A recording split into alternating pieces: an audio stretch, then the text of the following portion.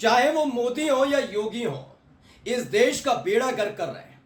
जी हाँ, हालात ऐसे पैदा कर दिए हैं कि एक लाइलाज बीमारी यानी कैंसर की तरह अपने फैसले लिए जा रहे हैं। और ये बात कोई और नहीं कह रहा, यानी राहुल गांधी, ममता बनर्जी, अखिलेश यादव, ये लोग नहीं कह रहे हैं, बल्कि पिछले 10 बरस से मोदी जी की कैबिनेट में जो मंत्री हैं और इस बार तीसरी बार भी मंत्री बनी एनडीए की एक भरोसेमंद साथी हैं, उन्होंने डंके की चोट पर कह दिया है कि जी हाँ, हालात बहुत बुरे कर दिए हैं। आरक्षण छीना जा रहा है, जातिगत जनगणना के नाम पर चुप्पी साध ली जाती है और ये सब का सब कैंसर से कम नहीं है।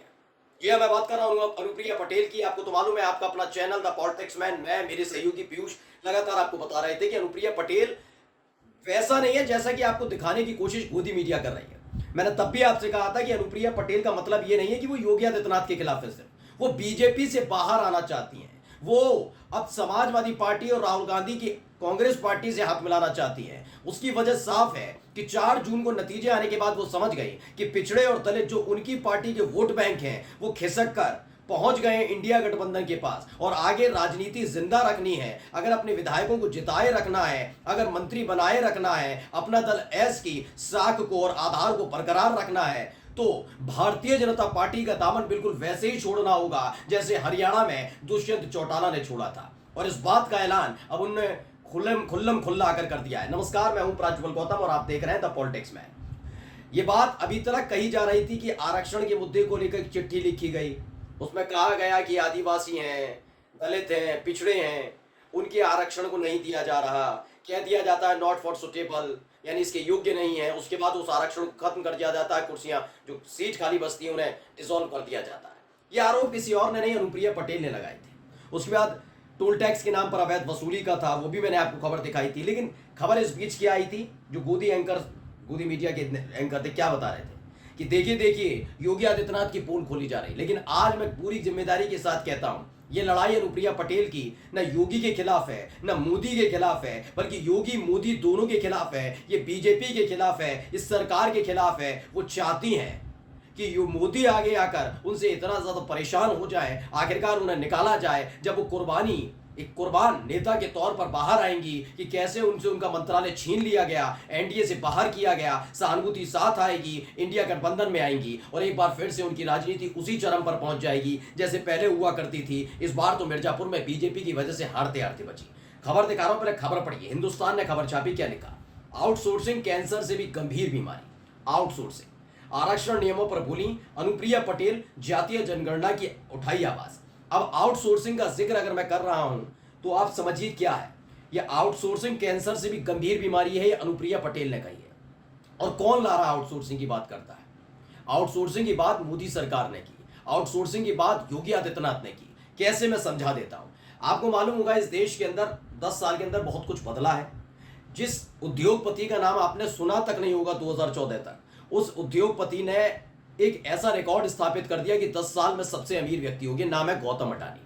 गौतम अडानी क्यों, कैसे, कहां, किस तरीके से अमीर हुए, ये 5 साल तो आप नहीं समझ पाए। लेकिन 2019 से 2024 के बीच इस देश की जनता समझ गई कि खेल तो है, क्योंकि रेल, भेल, एयरपोर्ट सब कुछ बेच दिया गया। और वहां हो क्या रहा है, वहां नौकरियां खत्म की जा रही। सोचिए, रेलवे में नौकरियां खत्म करके वहां संविदा पर लोग रखे जा रहे हैं। संविदा का मतलब आप समझते हैं, ठेके पर नौकरी करवाई जा रही है। यानी सिर्फ 11 महीने 12 महीने का कॉन्ट्रैक्ट, या फिर मान के चलिए 1 डेढ़ साल 2 साल का कॉन्ट्रैक्ट होगा। उसके बाद आपसे बिना पूछे आपकी नौकरी छीन ली जाएगी। आप किसी भी अदालत पर चले जाइए, वहां उस अदालत में इस मामले को लेकर सुनवाई नहीं होगी। इसलिए नहीं होगी क्योंकि आप आउटसोर्सिंग पर थे, ठेके पर काम कराया जा रहा था। और अब तक जिन अनुप्रिया पटेल को या फिर तमाम एनडीए के साथियों को ये सब अच्छा लग रहा था, क्योंकि बीजेपी बहुमत में थी, 303 सीटें थी, जब वो कमजोर हुई तब उसी की कमियों को बताया जाने लगा कि कैसे मोदी सरकार ने इस देश का बेड़ा गर्क कर दिया है। आउटसोर्सिंग के नाम पर अपने साथियों को इतनी ताकत देती है कि इस देश के युवाओं के भविष्य के साथ खेलते हैं। ये कैंसर से भी घातक बीमारी है, ये अनुप्रिया पटेल कहती है।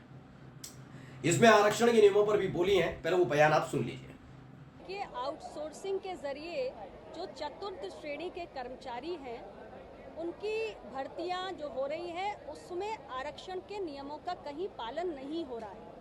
चतुर्थ श्रेणी की जो नौकरियां होती थी उसमें मुख्य रूप से जो वंचित वर्ग है, जो दबे कुचले वर्ग के लोग हैं, उनको इसमें भर्तियां मिलती थी।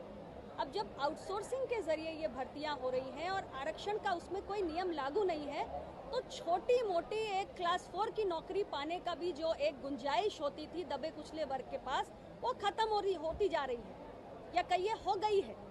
तो इसलिए हमारी पार्टी ये चाहती है कि आउटसोर्सिंग की प्रक्रिया के जरिए जो भर्तियां हो रही हैं उसमें जो आरक्षण के नियम है उसका पालन होना चाहिए। तो आरक्षण के नियम आपने सुन लिए कि आरक्षण के नियमों के हिसाब से होना चाहिए, तमाम चीजें उन्होंने बोली है। इसी के साथ उन्होंने जातीय जनगणना की आवाज भी उठाई।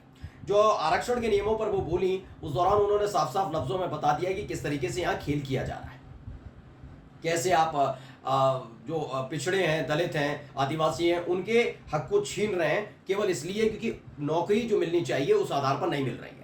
अब जरा जातीय जनगणना पर क्या कहती है अनुप्रिया पटेल, वो भी आप सुन लीजिए। क्या जातीय जनगणना जरूरी नहीं है? हमारे देश की सामाजिक संरचना का आधार विभिन्न जातियां और देश में हजारों वर्षों से है। क्या हमें उनकी सही संख्या, सही गिनती नहीं मालूम होनी चाहिए? और ये केवल जातीय जनगणना से ही संभव है। किसी भी दबे कुचले हाशिए पर पड़े हुए जाति समूह को यदि अधिकार, सम्मान, भागीदारी सुनिश्चित करनी है तो उसकी संख्या का अधिकृत आंकड़ा होना ही चाहिए। वैसे समाजवादी पार्टी के नेता है, लेकिन फिर भी बता रहा हूं, मोदी सरकार के खिलाफ उन्हीं की मंत्री अनुप्रिया पटेल ने विद्रोह का बिगुल बजा दिया है। एनडीए की बुनियाद हिलने लगी। उन्होंने डंके की चोट पर कहा कि दबे कुचले लोगों को अधिकार और भागीदारी देने के लिए जातिगत जनगणना होनी चाहिए। अब आप कहेंगे जातिगत जनगणना से वो मोदी का विरोध कैसे, योगी का विरोध कैसे, तो समझिए, मैंने जैसे आउटसोर्सिंग वाला बताया, इसी के जरिए दूसरा बताता हूं। दरअसल जातिगत जनगणना की बात इस देश के अंदर भारतीय जनता पार्टी करने से बचती है। उसकी वजह मैं आपको बताता हूं क्या है। आपको याद होगा कि हमेशा बीजेपी के लिए कहा जाता है वो शहर की पार्टी है। शहरी पार्टी का मतलब समझिए जिसमें अगड़े रहते हैं, यानी कि ये क्षत्रियों की पार्टी है, ये ब्राह्मणों की पार्टी है, ये वैश्यों की यानी बनियों की पार्टी है, कायस्थों की पार्टी है। अभी पिछले कुछ समय में, क्योंकि इन्होंने अलग अलग पार्टियों से गठबंधन किया था, इसीलिए इनके साथ पिछड़े और दलित आए थे। लेकिन इस 2024 के चुनाव में बीजेपी अच्छे से समझ गई कि इस बार पिछड़े और दलित उनसे दूर हट गए। उन्होंने वोट कास्ट नहीं किया, बेड़ा गर्क हुआ उनका। ऐसे में वो बिल्कुल भी साथ नहीं दे सकते, क्योंकि उनका जो अपना कोर वोटर है, जातीय जनगणना अगर होती है तो पता लग जाए कितने ओबीसी हैं, कितने एससी हैं, कितने आदिवासी हैं, फिर उस हिसाब से उनको सुविधाएं दी जाएंगी, उस पर हक जमाया जाएगा। इसका नुकसान जो सामान्य वर्ग के लोग हैं, जो नहीं बीजेपी के कोर वोटर है, उनको होगा, और उनको हुआ तो बीजेपी को नापसंद करेंगे।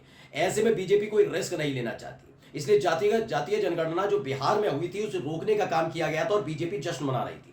लेकिन आखिरकार कोर्ट ने फैसला पलटा था और तेजस्वी यादव ने जो जातीय जनगणना बिहार में शुरू की थी वो पूरी भी हुई, उसके आंकड़े भी आए। ये तमाम चीजें आपने देखी ली हैं कि किस तरीके से सारा गेम सेट किया गया था। यानी बीजेपी किसी भी तरीके से जातीय जनगणना नहीं कराना चाहती, लेकिन अब चिराग पासवान चाहती हैं अनुप्रिया पटेल। और ये नेताओं के सुर जो बदले हैं वो सिर्फ इसलिए नहीं बदले कि देश का कल्याण चाहते, नहीं, मैं इस बात का कोई नहीं।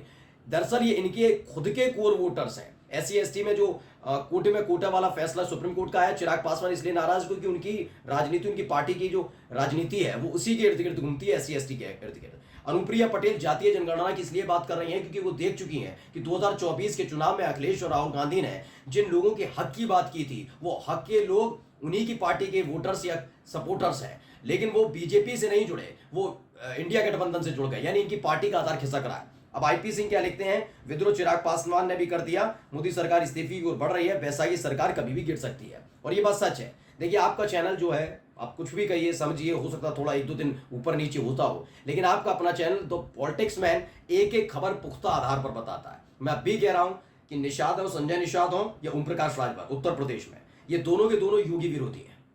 लेकिन अनुप्रिया पटेल के साथ योगी विरोध नहीं है, सिर्फ उनके मन में बीजेपी का विरोध है। अब वो चाहती हैं कि भारतीय जनता पार्टी से एग्जिट हो, लेकिन एग्जिट ऐसे ना हो कि ये इस्तीफा देकर चली आए।